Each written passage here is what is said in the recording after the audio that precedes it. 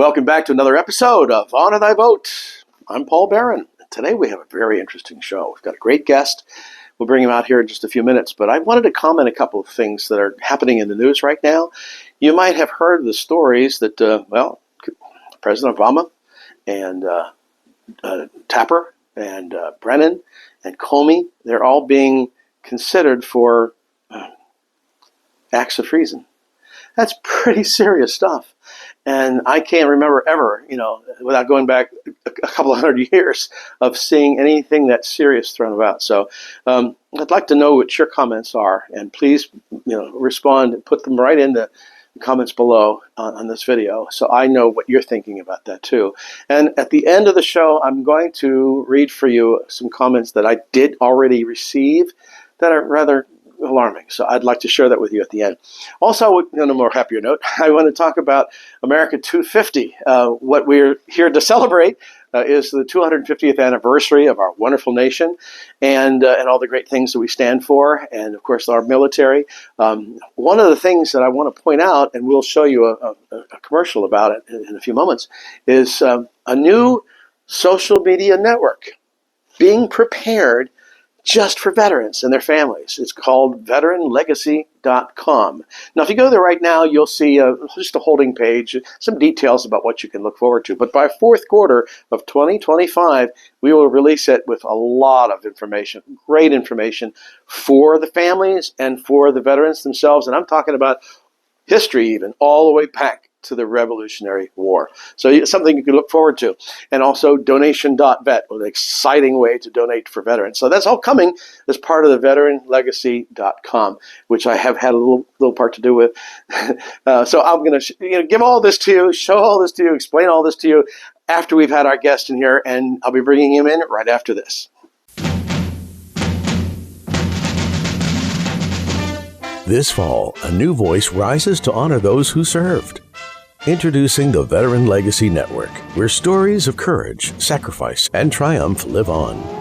Join us for our grand debut and become part of a community dedicated to preserving the legacy of heroes, past, present, and future. The Veteran Legacy Network brings together veterans, families, and supporters to share powerful stories, history, and hope. Whether you've worn the uniform, love someone who has, or simply want to understand the true meaning of service, this is your network. Listen to riveting interviews, moving tributes, and inspiring moments that remind us all of the strength found in unity. Don't miss the debut of the Veteran Legacy Network coming this fall, where every story matters and every legacy endures. Veteranlegacy.com. Honor, remember, connect. That's veteranlegacy.com.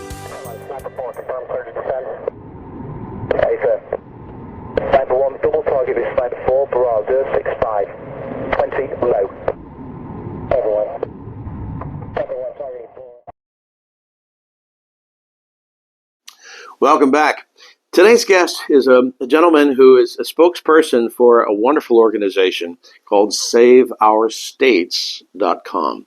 I'm looking at their website right now, and it says, to save our republic, we must save our states. The constitutional power of the states is under constant attack. Why? Because states are essential to defending limited government, maintaining checks and balances, and even protecting our national security. So with us today is Michael Maibach. Did I pronounce that correctly? Yes, sir. Okay. Michael, tell us a little bit about yourself and what organization, what part of the organization, what role you play in the organization. Well, thank you. Thank you for having me on your program, Paul. Well, I grew up in central Illinois, in a small town of Peoria, Illinois. I went to college and graduate school. While I was in college, I was elected to the DeKalb, Illinois County Board as a 20-year-old. 20 years. First person elected under 21 U.S. history. Amen. So I had a 40. Well, that was just a couple years ago then, right? Yes, sir. And I had a 40-year business career, and now I go around the country defending the Electoral College and thereby explaining the entire design of the Constitution itself and why we're so blessed with the world's oldest Constitution. No one else has quite this document. Now, so I understand it correctly. Save Our States is primarily to defend the Electoral College. We also oppose ranked choice voting. Oh, yeah. Unfortunately, those on the left seem to focus on changing the rules until they always win rather than ever changing policy. And we're for keeping the rules in the Constitution and may the best policies win. Right, yeah, that's right. Static, right?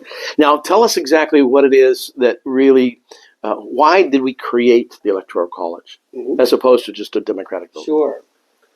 It is quite unique, although India has a similar system in a way, and so does Germany, but those are different enough that not to be fully compared. The last week of the Constitutional Convention, 1787, they had not yet decided how to elect a president. Okay. They knew about the House and Senate. They knew about the courts. The federal courts were mostly to adjudicate issues between the states because the states were not getting along, and they needed to have courts to referee. But the idea of having a chief executive was undecided. They discussed, should we have a national popular vote, and no one was for that. 4 of the states had most of the people. Virginia. Why wouldn't they be for that? I mean, a lot of people think that that's the best way, and I understand that it's not. Can you explain? So Massachusetts included the state of Maine and Boston, so it was a large population.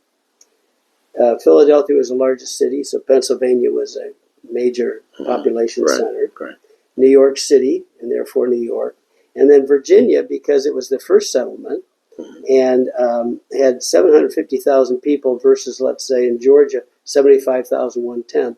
So you had probably 80% of the population in those 4 states.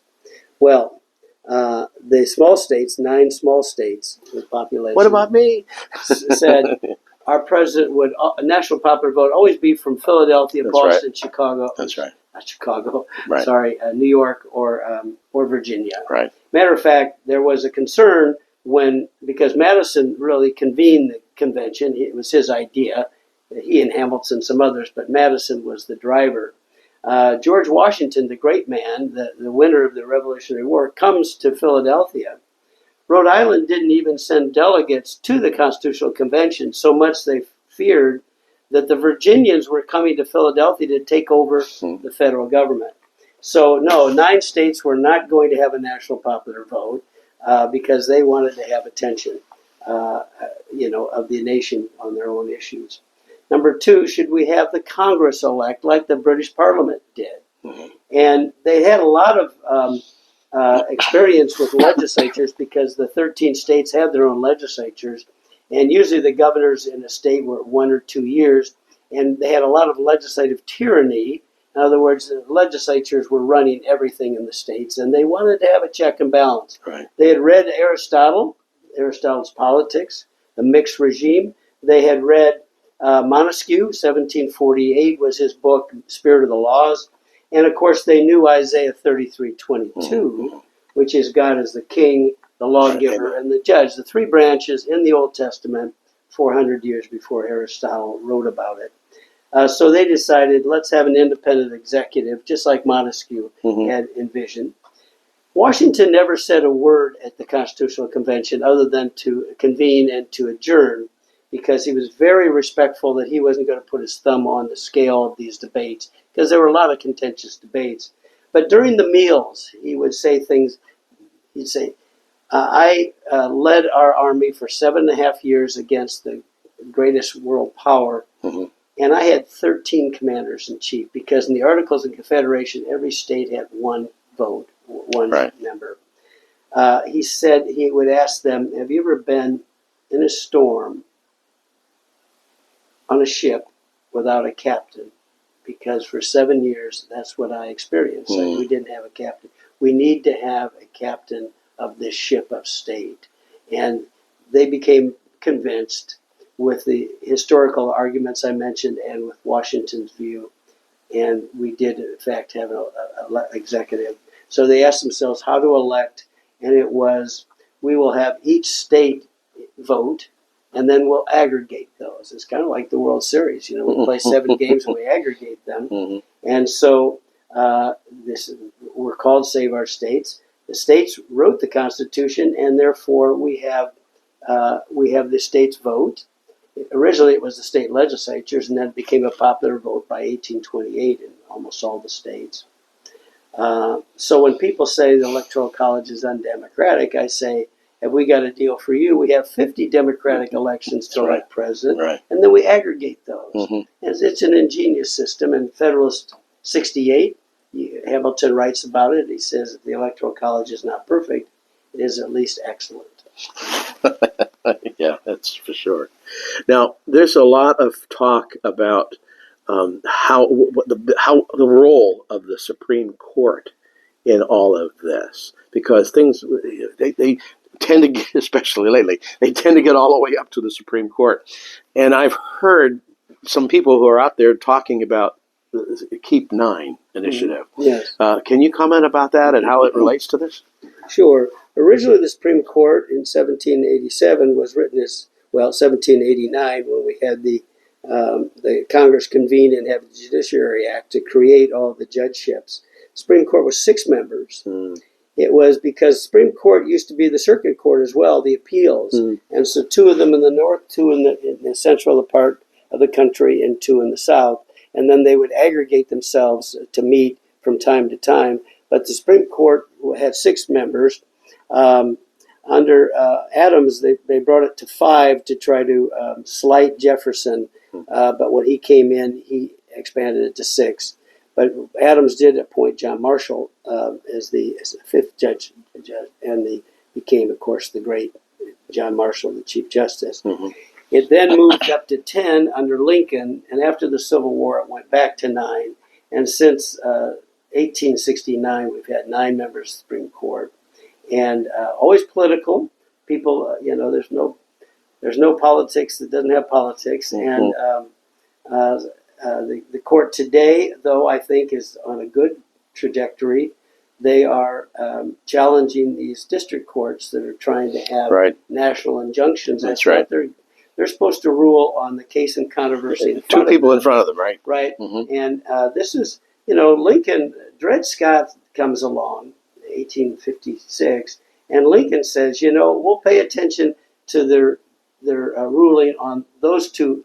This was a man who had a slave, and Dred Scott, who had been taken to the territories and brought back to a slave state, and he sued to get his freedom, and he lost. On the Taney Court. The Taney Court was not the best court, and but Lincoln said, but we're not going to have in our mind that we're going to have that as a rule, if you will, of people leaving slave states, and that was one of the reasons why he was elected president as a Republican, but also why the South feared Lincoln, even though he said he would not disrupt slavery in the South.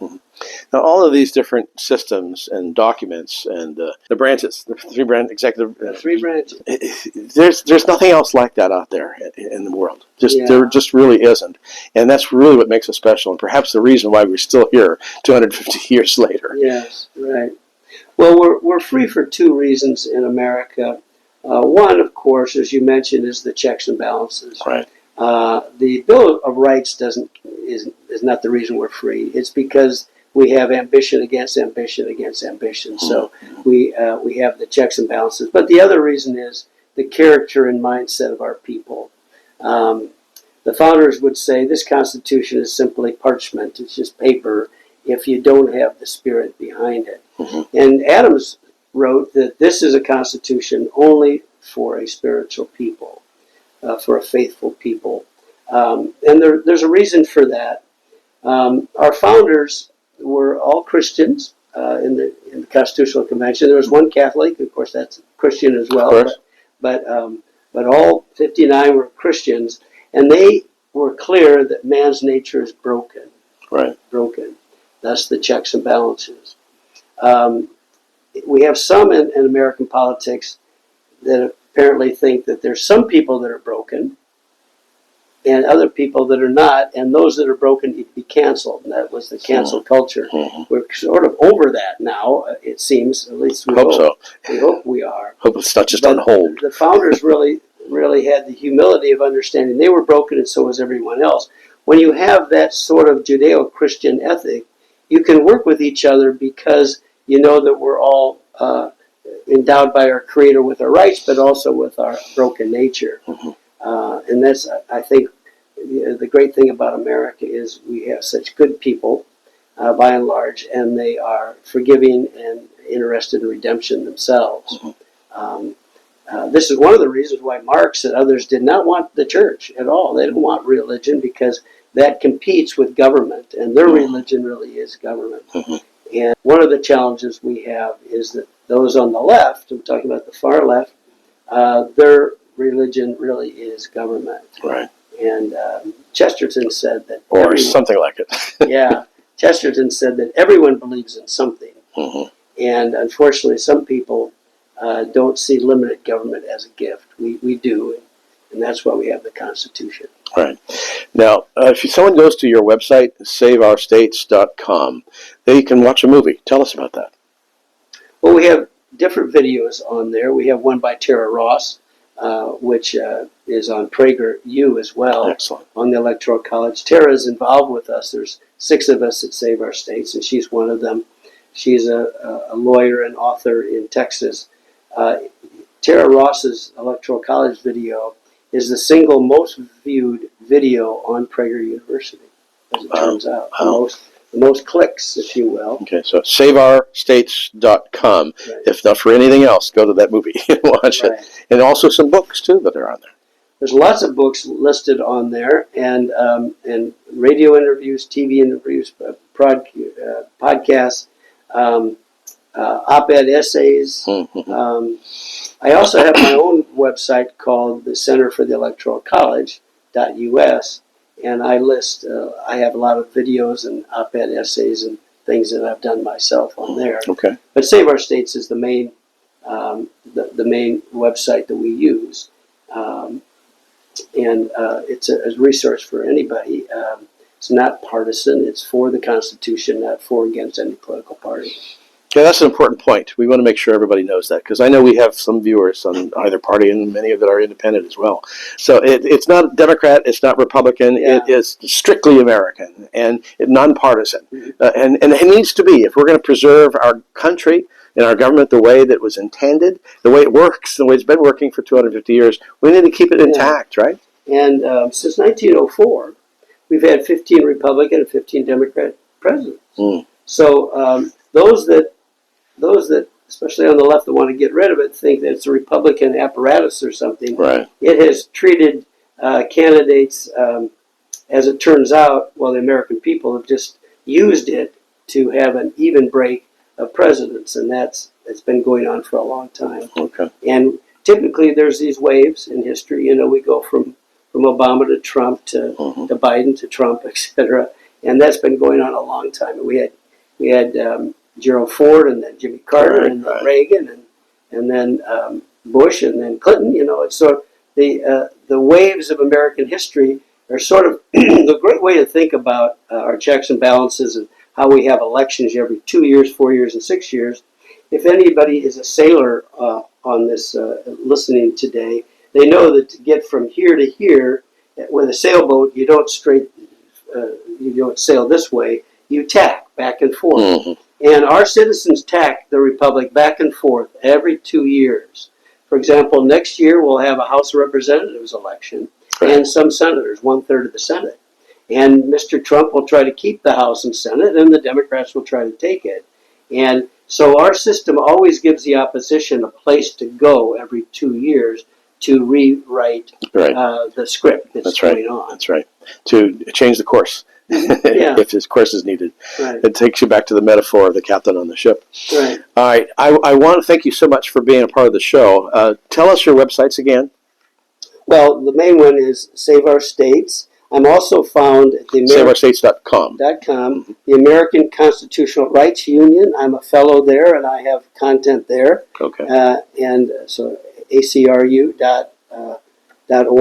acru.org. Okay. Right. And then I'll put all these in the comments down below so that you actually have a chance to see it and look at it throughout the whole broadcast. Right. And then the Center for the Electoral College.us.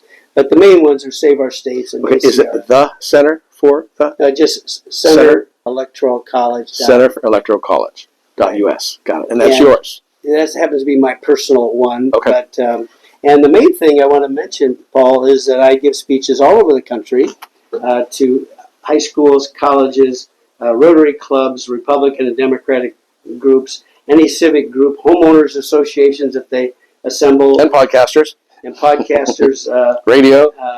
do radio talks, and we'd be happy to come to people's community. If I have to get on an airplane, I like to see 100 people. So maybe I see at a college and a Rotary club, or 2 or 3 speeches in a community. We don't charge for our speeches. I simply ask for a parking space. Oh, you're a gentleman and a scholar. Right. Thank you so much. Appreciate you coming to the show. Appreciate it. Yes, sir. All right, when we come back from the break, we're going to take a look at what some of you have said about this ordeal in the news regarding Obama and Tapper and Comey and Brennan, and if what they actually did is treason. So stay with us. This fall, a new voice rises to honor those who served. Introducing the Veteran Legacy Network, where stories of courage, sacrifice, and triumph live on. Join us for our grand debut and become part of a community dedicated to preserving the legacy of heroes, past, present, and future. The Veteran Legacy Network brings together veterans, families, and supporters to share powerful stories, history, and hope. Whether you've worn the uniform, love someone who has, or simply want to understand the true meaning of service, this is your network. Listen to riveting interviews, moving tributes, and inspiring moments that remind us all of the strength found in unity. Don't miss the debut of the Veteran Legacy Network coming this fall, where every story matters and every legacy endures. VeteranLegacy.com. Honor, remember, connect. That's VeteranLegacy.com. Sniper 1, double target with Sniper 4, Bravo 65, 20 low. Everyone, target 4. Honor me, trust me, I know what I wrote. Elections, winners, I get to choose. Candidates not chosen, they get to lose. This is my commandment, officials take note. On election day, honor thy vote. Well, that was Michael Maibach from SaveOurStates.com. Interesting fellow. Great commitment to this country. And I so appreciate him coming on the show. And I encourage you to go to his website, as well as, and again, you can look at the sites that I listed down in the comments. But I wanted to share with you a quick note that came into my email this morning, actually. And it took me by surprise. And I wanted to read it to you because I think it's important to show a different perspective of things. Now, regarding the news, the possible coup that, in fact, is being presented right now to the Department of Justice between Barack Obama and Jake Tapper and John Brennan, Jim Comey, and others that conspired really to try to derail the election and the results of 2016, and the so-called Russia hoax, okay, which I'm sure you're familiar with. But this is an email that I received, and it was actually written by a black man, and it's his commentary regarding the whole ordeal in the news, and I wanted to share with you. Y'all, I apologize. I'm going to read it the way it's written. Okay, it's just not. I'm not trying to simulate anything. But it says, "Y'all mad? I'm a black man calling out Barack Obama. I don't owe him a thing just because he's part black. He's not my king, not my God, and being black doesn't put him above the law. He's a dollar store Martin Luther King wannabe." This is what he says. "America's biggest mistake, who did nothing for black folks and nothing for any American. Instead, he stacked 70 million to 90 million with 400,000 speeches and a shady Netflix deal worth millions. His greatest accomplishment was making himself wealthy while destroying America." Again, this is not my opinion. This is the opinion of this one viewer. "He sent 400 million in cash to Iran on pallets in 2016, calling it a settlement. Smells like a money laundering hustle," he says. "Where's the cash, Barry?" Again, Tulsi Gabbard's got dirt saying he, Brennan, Clapper, and Comey made up a Russia lie to sink Trump, blowing $40 million on Mueller's fake probe and nearly starting a war to keep power. In my book, he reads, that's treason, and he belongs in prison. As an American with colored skin, again, this is what I'm reading to you, my loyalty is with my country and the truth, not some biracial grifter who got rich while America saw no change. Spare me the race card guilt. Obama's a hustler, not my brother. Trade in that vineyard mansion for a jail cell. I wanted to share this with you because there are some people out there, even who are black, who just, well, they know that no one's above the law. We don't have to tell them. They know that. And that includes those who are in power. But let me speak to that for just a minute. This is just my interpretation of it. You know, they say that, you know, it's not right to yell fire in a crowded theater, right? That's against, you know, protocol and certainly not part of free speech. But what if there's a fire? Then, yeah, I hope somebody does take the time to yell fire in a crowded theater if there is, in fact, a fire. You know, I read just a story this morning where a security guard shot a man point blank because he was about to shoot people in a crowd. And that's a real story, and that just happened yesterday. And again, these are wrong actions. Killing is always wrong. But if you think that you are justified to do it, if you feel like, yeah, you need to do this, you need to step in, you know, to stop a bigger wrong, then that actually is the right thing to do. So if Jake Tapper, Jim Comey, John Brennan, Barack Obama believed they were doing the right thing to try and stop the Trump administration, that I suppose we can understand it.